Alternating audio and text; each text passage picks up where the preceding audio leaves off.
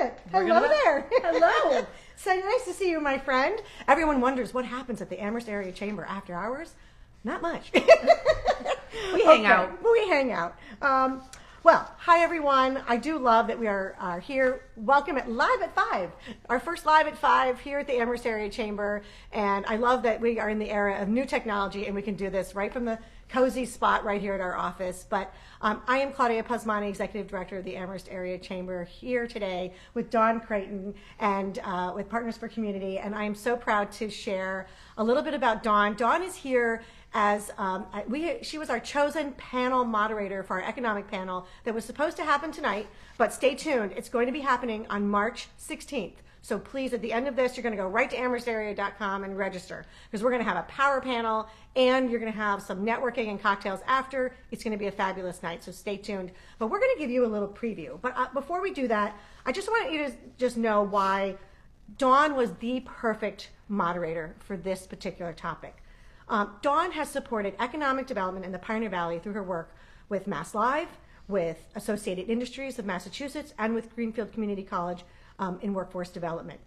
In her roles, and now she's at Partners for Community. So her passion, we know she has an amazing passion for improving the community, from wanting a better community for her 3 children, her grandchildren, and also to earning her a title of, what is she called? The best networker? The networking queen. Networking queen, that's true. And Facebook queen. And but all her years in workforce development and it's and Partners for Community, it's all about partnership with Dawn. And so she was just the perfect person to moderate this panel. So I want to kind of set the stage and talk about, why we're here. And we know that there's a nationwide epidemic. And it was the COVID epidemic, and now it's this hiring epidemic. And that's kind of, for me, and for all of us locally, this has just been such a struggle to hear about our local businesses and the inability to hire and to get the staffing they need to get back to work, to get you to support them. So big picture, recent data is saying, okay, 8.5 million unemployed, over 10.9 million who jobs open. So we did hear some news nationally, 427,000 jobs filled in January. We don't know the February numbers yet. By March 16th, we'll have some February numbers. Hopefully those will improve. But what do we know that's happening locally, regionally right now? What do you think, Dawn? Whew, loaded question. That's a loaded question. I want to take a step back and talk about why we have the shortage of employees that we have. This is locally, statewide, nationally, and internationally. Everyone's talking about she leave and the great resignation. Yes, that's had a huge impact. We saw people that weren't able to retire after the market crashed in 2010. They stayed on longer to replenish their 401k, and they got nervous and they got comfortable and they stayed. Mm-hmm. And then COVID hit and people said, I'm done. Mm-hmm. I'm done. I've done my time. So you had this mass exodus of people leaving that were of retirement age. Mm-hmm. Then you had people that had to leave because they had kids in school and they didn't have childcare. And we hear all about that. And then we saw the next group of people that were close to retirement. Mm-hmm. And they said, you know what? It's not worth it. I saw what the people before me did and they stayed way too long. I'm out. I'm done. What we're not talking enough about is the fact that we have immigrants that aren't coming. You see it in the hospitality sector. You see it in agriculture. Our immigrant population is not coming. Mm-hmm. There's a huge crisis because of that. You have people that are in every entry-level industry sector are just changing industries. You have healthcare going into nonprofits because they're sick of dealing with the public. You have the people that are in nonprofits that don't want to do with this anymore. They want to make more money, so they're going into hospitality. So there's a huge shift, and with each of those shifts, folks are going and they're getting trained. Right. So we see there's a lot of money out there for higher education, which is completely underutilized, which is why I can't wait for our panel when Kristen Cole from Greenfield Community College can share with us what's going on with the colleges and what are we doing to repurpose our workforce. We have another phenomenon that's going on that people aren't talking enough about. Mm-hmm. And that is, I found this conversation fascinating. The amount of people that are leaving the workforce because they were laid off, they were sent home, they found their love and they're doing it. I heard this great example of a man that got laid off. The catering businesses were all closed. He gets home, he's making spaghetti sauce. He decides he loves making spaghetti sauce. Tell me. He gets called back to work. He does like 3 more shifts and says to his employer, "You know what? Peace out. I'm gonna make my own spaghetti sauce." So there's this whole insurgence of entrepreneurs that we're not taking into that equation, and that, my friend, is where our workforce is. And you have employers that they don't want to hire anybody that doesn't have any experience, but they don't want to be the person to hire somebody to give them experience. So our young people are not entering the workforce and getting the experience that they need. Right. Okay, so you can see there's a lot of energy here, a lot. There's so much to talk about, and there's so much wrapped up in this whole conversation. So you talked about the Great Resignation, and 2 things. If anyone's on, I can't tell if people are on or watching, but I just want you to know, if you have questions and you want those asked and you want those answered at our panel, throw them in the chat here today, make a comment. If you have ideas, comments for the panel, send them our way, throw them in the comments, please. But, one of the significant pieces that you just talked about was the 25% of the unemployed, which is the baby boomers, who are probably the longer term unemployed, and that is a big challenge, but maybe opportunity too for hiring managers. So what do you think about where that stands and what that's about? Well, you and I both know we watched the extended labor force from The Hill. If anybody gets a chance to watch that, that's a great program. And it talks about the CRP systems that HR is using for recruiting purposes and how it's weeding people out of the system because there might have been a gap in their employment, or a lot of the boomers, people are afraid to hire somebody with that level of experience because they don't want to pay for that level of experience, but they don't want to hire somebody fresh out of college because they want experience. So there's a lot going on there. And then the other challenge is our age group. We're not talking about this enough. Right. Us Gen Xers, there's just less of us because the world could only handle so many of us. But right now, if you look at the workforce, for every 13 positions that are vacant, there's only 10 people to fill those positions. Right. So, Dawn, I heard this anecdotally from you, so I'm stealing this example from her. But I love this incredible training about investment in training, because you touched on that with the baby boomers. So a conversation between a CFO and a CEO. So you say it, because you say it so well, and I want to set this up and just talk about what that implies and what kind of opportunity or what lies in this sentiment for hiring. All right. I wish I could give the full credit to the person that I heard it from, but it was a webinar the other day, and I just love it. I just absolutely love it. A CFO says to the CEO, "What if we train people and they leave?" CFO, obviously a very bright individual, turns and says, "What if we don't train them and they stay?" The best thing that people could, everyone's talking about what are we doing for recruiting. All right, recruiting is important. There's no doubt about that. But retention is the key right now. If you can't keep your employees, that recruiting is going to get worse and worse and worse.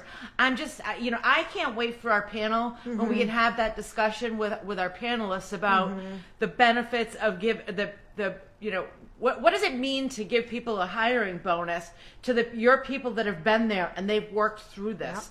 Yep. I was on a call today for an HR roundtable, and they were talking about how during this healthcare crisis, they gave their staff an extra $2 an hour to have them stay on board. That $2 an hour is going away in April. And that HR person knew that it was a decision from the leadership team to be able to keep people by giving them a raise so they wouldn't go someplace else. Well, these people that got this $2 an hour raise, not realizing it's a temporary solution, have done things like get a car, exceeded payments because that's the salary that they're used to, and now it's going away. What do you do with that? I can't wait for everybody on the panel to talk about that one. Okay. There's so much here, so much to dive into. I think that you mentioned some resources, some incredible, we're gathering some incredible resources. So I just want you to know that you stay tuned, join us for the panel. A lot of those resources will be available. And again, we're going to also talk about some of the things that have worked in hiring. Because it's also about attracting employees. It's getting them in the door, getting them to the interview, but then what do you do after? And I loved, you had an example. I want to leave, we're not going to stay on too long. I want to leave with examples. We talked a little bit about, before the examples, I want to talk about a little bit about, you said I think you said flexibility, looking at, when you talk about training, when you talk about, a different age group, whether it's salary or incentives, there's a flexibility that has to happen. There's an emotional intelligence that has to happen. So I think I've been hearing a lot about that really when you start talking about promoting a position, don't just put "we're hiring" in the window. And I heard that from you, and I've heard that from other folks. What differentiates you? I mean, if you want to really get people in the door, what are you going to do differently? And what are you doing? Are you trying to build a team? And if so, what is your sign and what does your post say about what you're building? So you had a lot to say about that. And don't get me started. I know. Has anybody walked down Main Street and looked in a window that didn't have a "we're hiring" sign? Has anybody actually seen in a window it says "we are currently not hiring"? Everybody's hiring. Do something creative. Right. You want to get creative people within your organization? Do something creative to recruit them and retain them. Right. And I think that goes both ways, both for folks who are hiring and both who are job seeking, to be flexible and to really be as creative as you can. Think outside the box in what you're looking at. So I just want to say, we're going to close this up, and I just want to leave. Is there any other last thought that, or any story that you can share or you want to leave people with before we close? Or do we just want them to stay tuned? I think one of the really important things that I would share with either individuals that are job hunting themselves or the HR person, I think more now than ever, it's critical to look at transferable skills. Yep. What do you have? I work for an organization, Partners for Community, and we have individuals with disabilities. And we were talking about two of the individuals who are actually really into gaming. And I looked and I said, well, if they're into gaming, why can't we get them into tech? They could probably be really good coders. And people just looked at me like, I hadn't thought of that. So we need to be creative with ourselves and the positions that we're looking at. What are our transferable skills? I love this one. Somebody was looking for a job. They didn't have a lot of experience because they had stayed home and raised their kids, but they were involved. This is beautiful. They were the treasurer for their church, a $500,000 budget for the church that this person was the treasurer for the church for 5 years. They have an incredible amount of knowledge and transferable skills.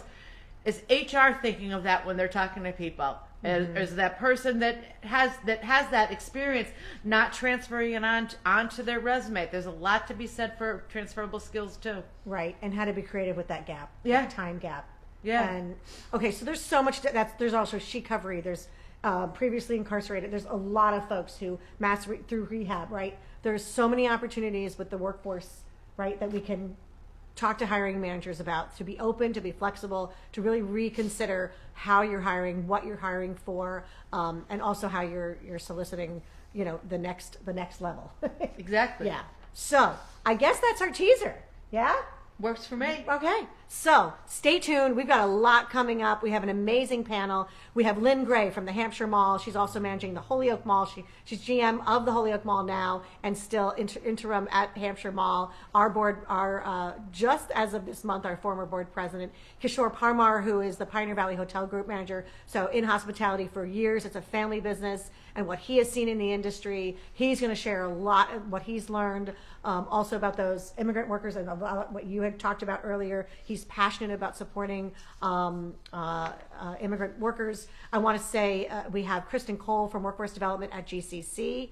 So she's got the education piece and education, what's happening in the hiring field and education, and we have Maura from Mass Hire, Hampshire and Franklin County. So she's got a lot of data to share regionally and what's going on in the area. So hopefully we'll have some good updates for you on that front as well from Maura. So we've got a lot coming up. We're really excited. So 2 things. March 16th, go to amherstarea.com right now and book your panel registration. We're going to have a panel. This amazing dynamic moderator is going to get you a lot of information.